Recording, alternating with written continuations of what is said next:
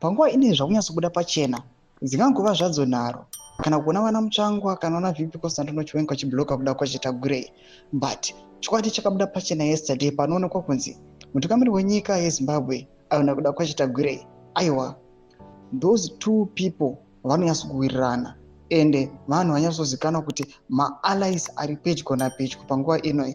Zvakwesheniwa nevanhu vakati co-option yakuda kwaChuda Tagwirei ingakwanisa kublokiwa nevanhu here? Ndisanapera mashoko anobuda achinyorwa panguva ino nemapictures amuri kuona zvonyatsokuratidza kuti these two people aiwa vanhu vanowirirana. Subscribe like on the bell icon tipinda munawo panapa muZim ayamudanyira achiti in a development exclusively reviewed by Zim. President Emerson Mnangagwa is on Friday morning playing golf with the same person who is been publicly denounced by his successor, wishful Constantino Chiwenga. The sanctioned 10 entrepreneur Kuda Tagwirei is on camera golfing either the head of state within days of being denounced by Chiwenga as Gananda, a term Tagwirei is used to shoot back at the center by saying it actually means a successful person.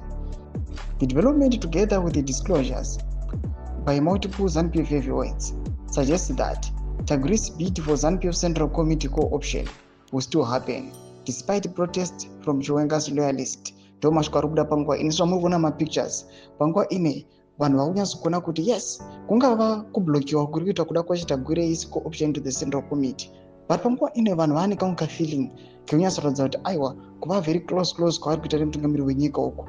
Maybe they are just a statement away kuti vangomunominata kuti muti aiwa uyu ngaapinde muCentral Committee. Zvitiko zviri kuda panguva ino vanoona kuti most of the people they are saying this after vaona mapictures nemavideos anyatsoratidza kuti aiwa those two people aiwa vanyatsokuwirirana. And on top of that kwanzi mutungamiri wenyika aiwa anoplaya golf nakuda kwaChuda Tagwirei, but vana VP Constantino Chiwenga those people they are being sidelined, vanotosvededzwa kure, vana Tagwirei vachiiswa nechemudhuze. Ameno semhuri yeZimbabwe ngatibonzwa mafungiro enyu kuti pamusoro penhau iyi imi munotiwo kudii. Ndine comment section yedu mudze mafungiro enyu. So subscribe or like, turn on the bell icon.